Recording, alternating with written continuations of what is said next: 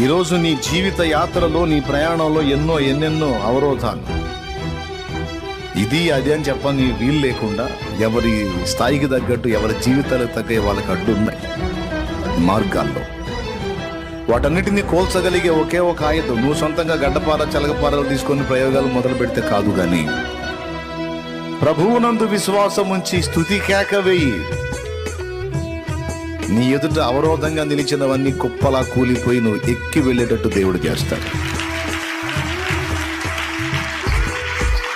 నీలో దేవుడు నింపి ఉంచినటువంటి విశ్వాసం అనే శక్తి ఉంది, దానికి కాస్త పని కల్పించమని చెప్తున్నాను ఈరోజు. నీలో దేవుడు నింపిన విశ్వాసం అనే శక్తి ఉంది, దాన్ని కొంచెం పని కల్పించమని చెప్తున్నాను నేను ఈరోజు. వాళ్ళు చూపు ద్వారానో వాక్కు ద్వారానో అయితే, నీవు తలంపు ద్వారానే సమస్తమును ప్రభావితం చేయగలవు.